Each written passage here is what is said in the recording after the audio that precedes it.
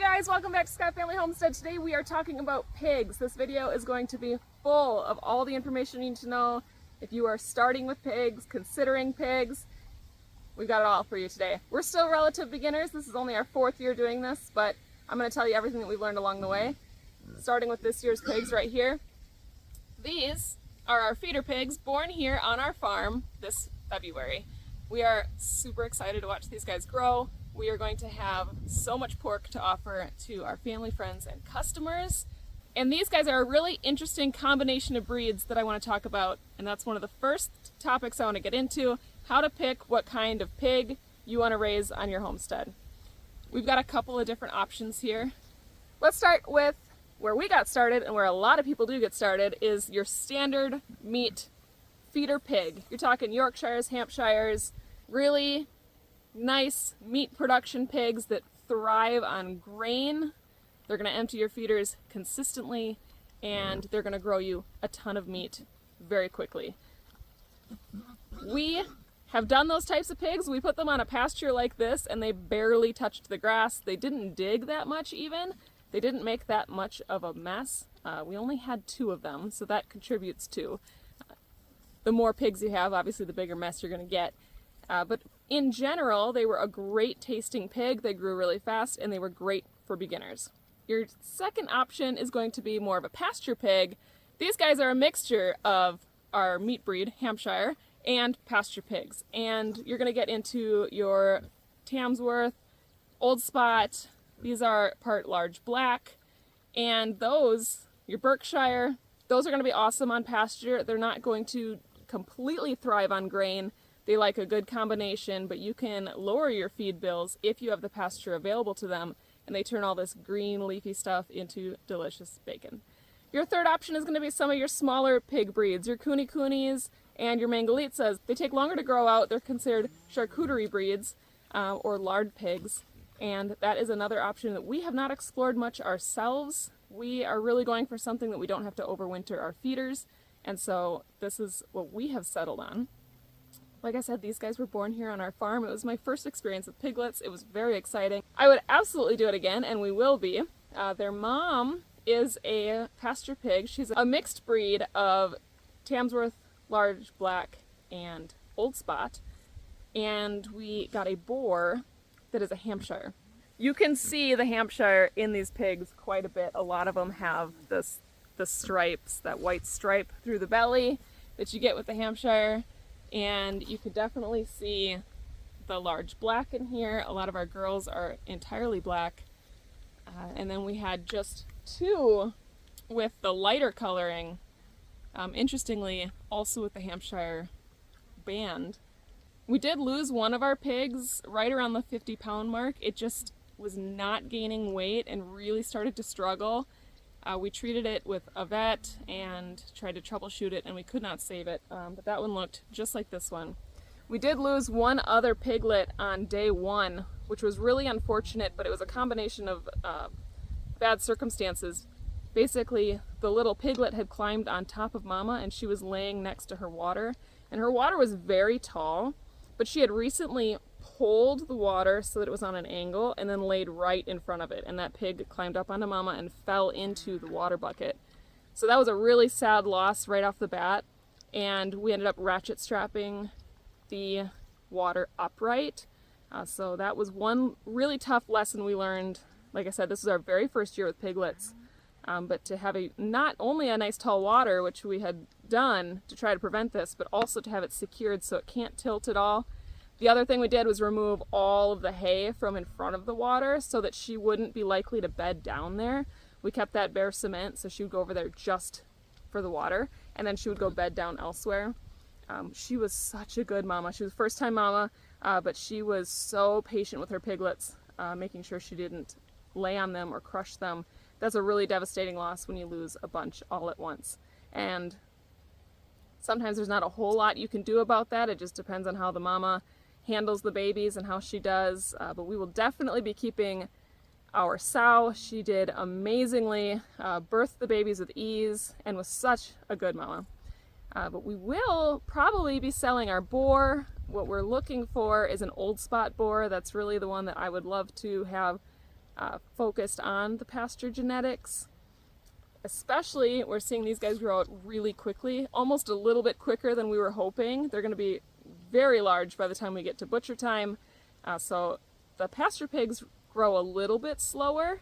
And so I think for our timeline of when we're having piglets and when we're having them butchered, having them be made of just those pasture breeds that take a little bit longer but really love this grass will be beneficial to us. So I'm on the lookout for a good old spot boar, and we'll see what comes of that. For now, our next batch of piglets is bred by our Hampshire, and we're really happy with it. They're growing amazingly. Once you decide on what type of pigs you want, you then need to decide how you're going to contain them. I have a video on this because we have used the electric netting. We love that, especially when they're smaller.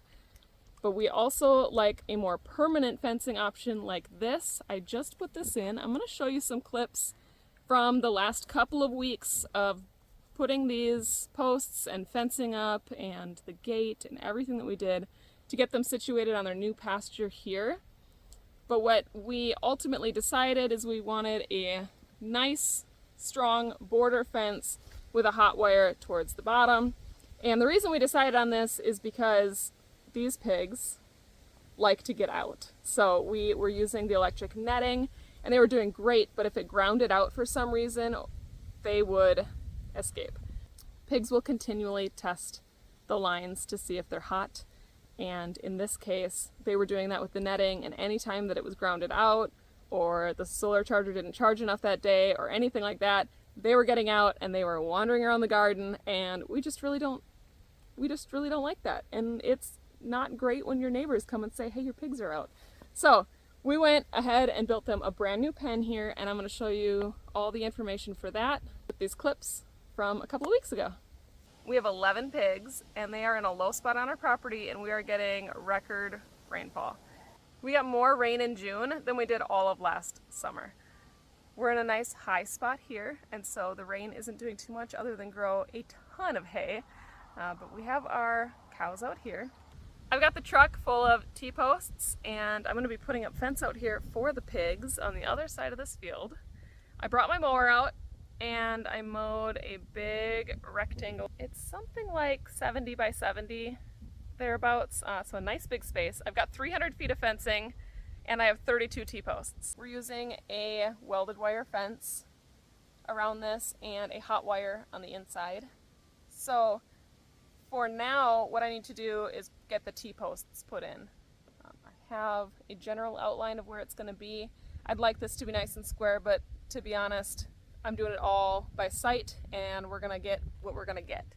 So that is today's project. It is 82 degrees out and sunny. We're getting another 2 inches of rain between tomorrow night and Friday. So that's the 4th and the 5th. And they might still be down there for that little bit of rain, but I'm hoping by the weekend we can have them up here. It's a nice high spot. Let's see how much we can get done. I've only got about 3 hours today to get as far as I possibly can on this while Ryan finishes working. Thankfully he works from home, so the kids are in the pool. We just have a stock tank pool, nothing fancy, but they are enjoying that while it is nice and hot today, and he's able to finish working. Savannah's taking a nap, and I'm gonna just crank this out. I'm gonna put some music on. I use these like Beats headphones because they also cancel out the noise of the T-post pounder, and we're just gonna go ahead and give this a try. See how far we make it.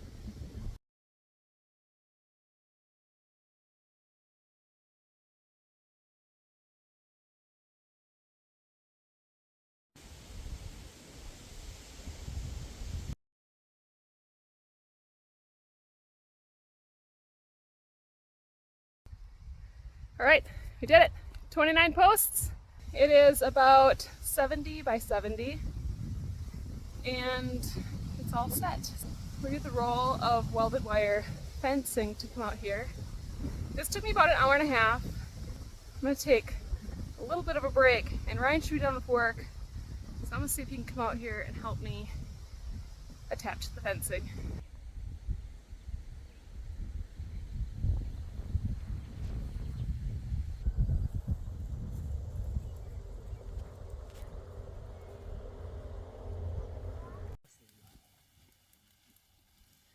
We're rolling out our fencing.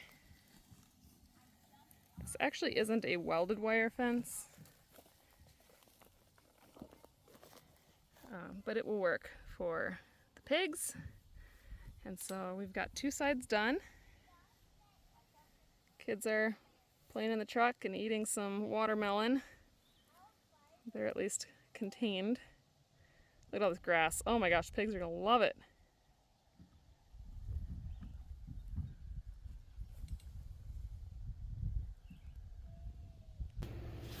All right, guys, Christine has all the fence posts put in. She and I worked to stretch this fence all the way along the perimeter here. The last thing that we have to do before we're ready to bring the pigs out here is finish putting in these yellow insulators that'll hold the hot wire along the bottom of this pen. That keeps the pigs from pushing on this fence and ultimately wearing it down. You could opt to go without the barrier fence, just go with the hot electric wire. Most pigs will respect that. However, with our predator pressure that we have around here, being next to the woods, and the fact that our pigs kind of just like to roam, we like to go with the physical fence with the hot wire on the bottom. So we're going to finish that up today, and hopefully we can get the pigs out here today.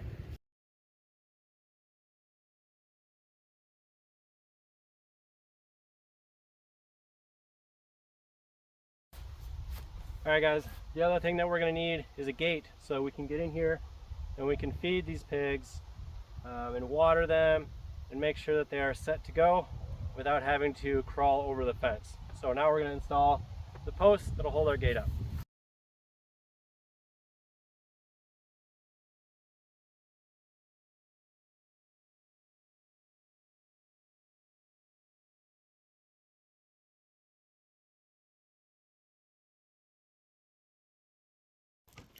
Alright, it's time to load some pigs, which is never really a statement I like to hear, but let's see if we can do this.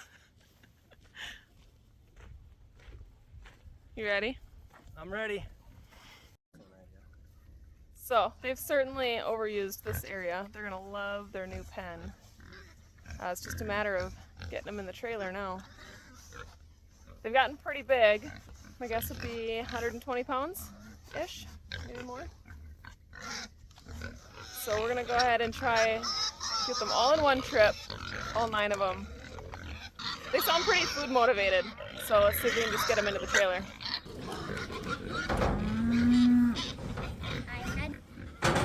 Oh, are you okay? Yep, I'm good. Oh, bonked his head.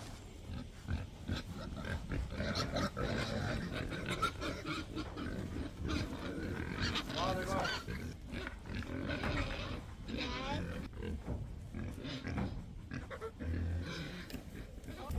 Let me try.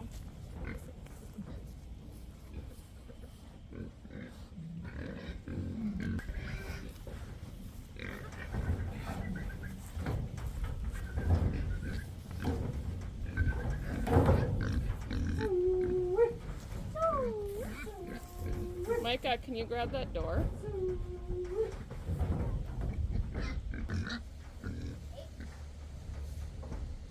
Come on, Piggy. Come on, Piggy. Go on, Piggy. Go with your brothers and sisters. Go with your brothers and sisters. You're going where you need to go. No, no, no. Oh, they're coming. They're coming. There's nothing I can do. If I could get this corner, I could swing it this way. Get in there, Piggy. Get in there, Piggy. Come on, guys. You want your food? You're gonna have to get in the trailer.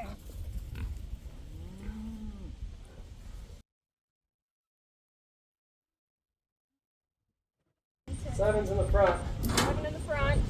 2 in the back. Close the mid gate. Now they can't get out. All we gotta do is get this two in. Oh. Is it done? I put it all in the front.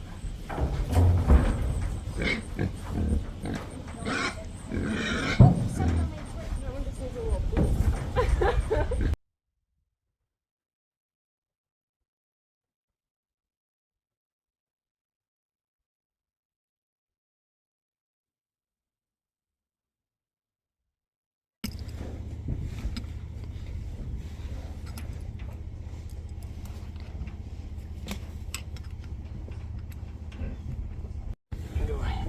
little bit. So we'll have a corner post with bracing here.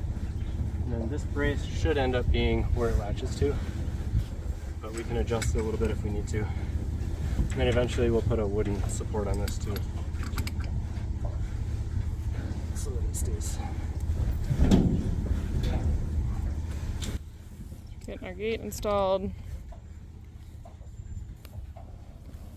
Pigs are all up in here. We were able to get 7 in right away. They're in the front. And we've got our 2 skeptical pigs in the back. Let's get a little bit hungry.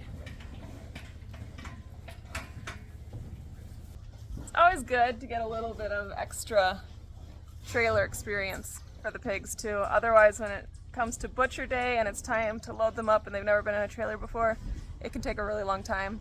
If you're moving them every so often with the trailer, then they get a little bit more used to it and it makes butcher day that much easier. We've had our share of really tough loading experiences when the clock is ticking, so this will be good for them.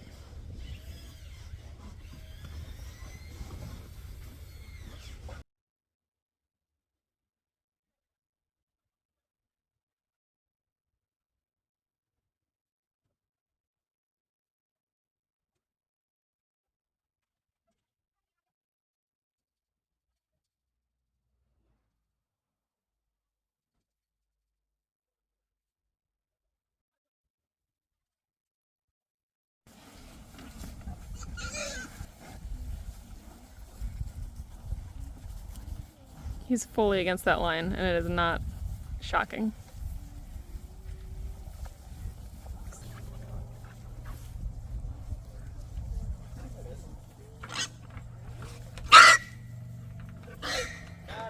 Rounding out on this fence here. Okay, this was grounding out over there. He's gonna fix that so that the fence is working. It's gonna take them a little bit of time to get used to this because it's the single wire. They're used to the mesh netting from Premier One. They'll get used to it. It'll define their borders really well, but we also do have the barrier fence, so it will be no problem to keep them in, I hope. Oh gosh, I hope I didn't jinx it. But they'll take a little while to get used to this, and we'll probably hear a couple more squeals here before they fully understand that there's a hot wire on there. But for the most part, they'll learn it quickly. You will see when you're raising pigs, though, that they will continually test the fence. Usually with your cattle, if they get hit once, then they know to stay away from it, and they will be very respectful of fences. Pigs will continually test your fence, and if it is ever off or not working, they will find out, and they will know. And so they are not afraid to push the boundaries on your fence. You need to make sure it is always working. Especially in a situation like this, you move them someplace new. We could have just walked away from this and assumed it was on, but we waited to see how they were reacting with it. We could see that they were pushing against it with no reaction. We knew our fence wasn't working. It was blinking green like it was working, and we could have just walked away, but these pigs would have been in our yard probably in a matter of minutes. So it's a very good thing that we double checked this. They're always testing.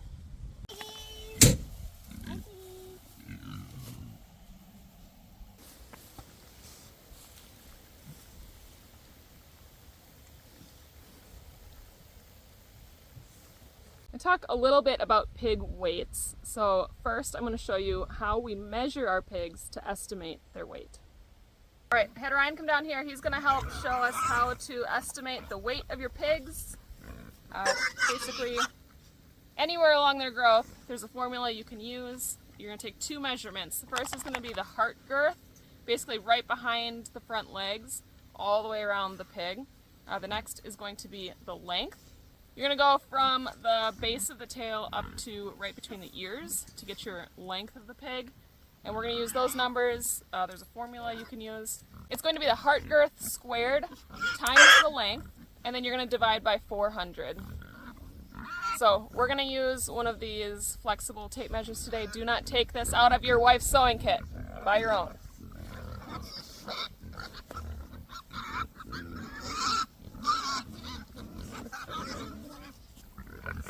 Alright, so we're going to do length first. See if we can get them to cooperate. 45 is the length on that one.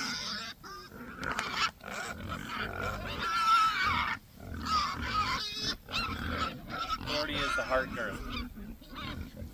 Here, So we'll do 40 times 40 times 45 and divide by 400. 180 pounds. Holy cow, puts these guys at 180 pounds, a little bit bigger than I thought they were. Now you're gonna want to weigh more than one within your group here to see kind of where you're averaging. A lot of times we like to measure our smallest and our biggest and then one of the ones in the middle, so we kind of have a range of where we're sitting.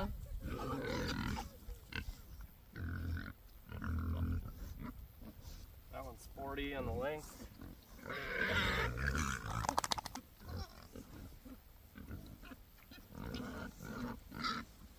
38 girth. 40 on the length and 38 girth, so we're going to go 38 times 40 and divide by 400. Where's that putting us?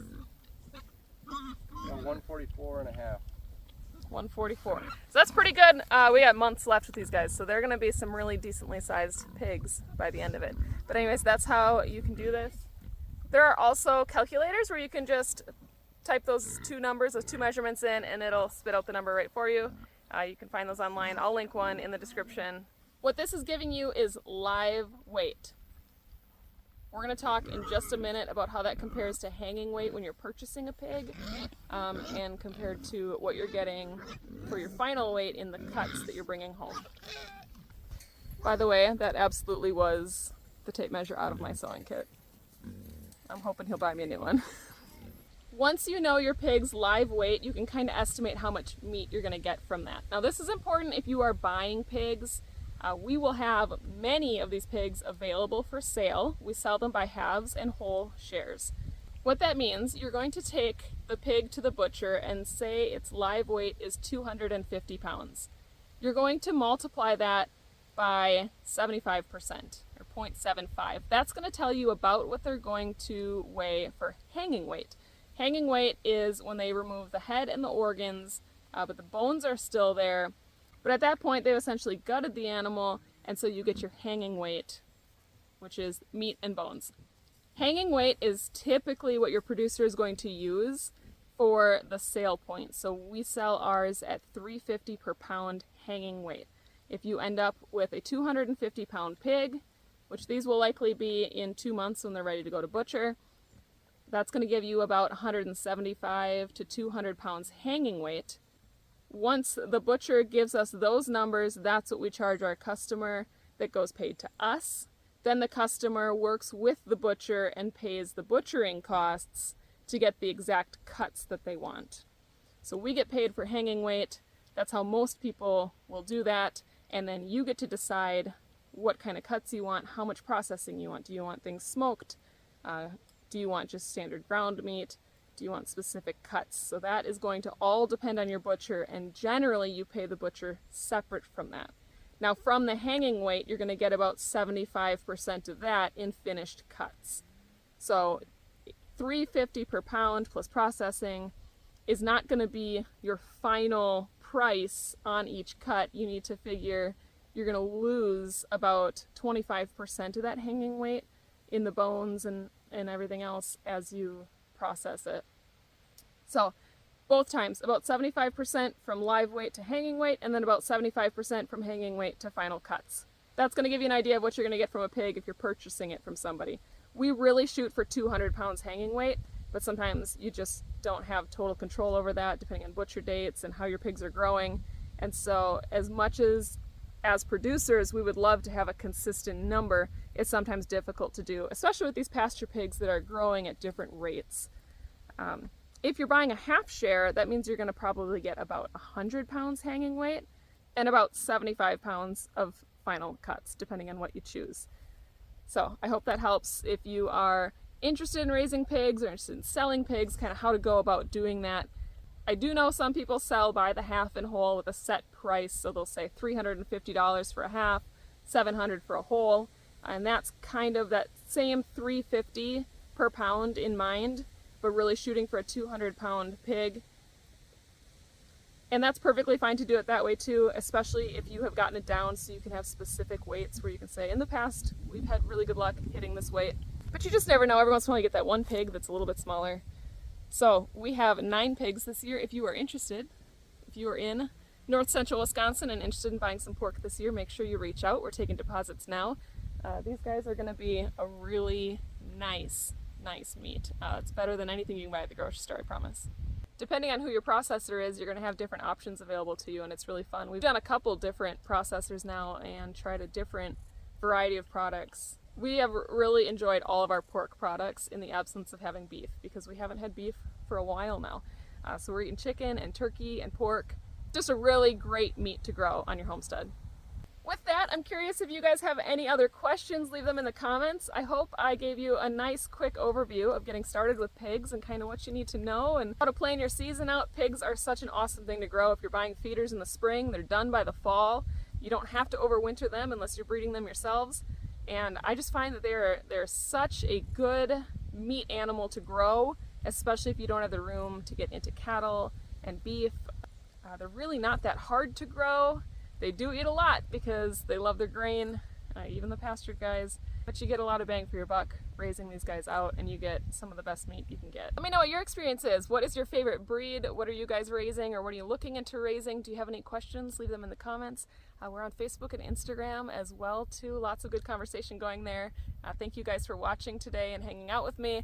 I'm so happy you are here. We have so many new subscribers, and I just want to say a huge thank you to every single one of you that takes the time to watch our videos and follow along. We appreciate you so much.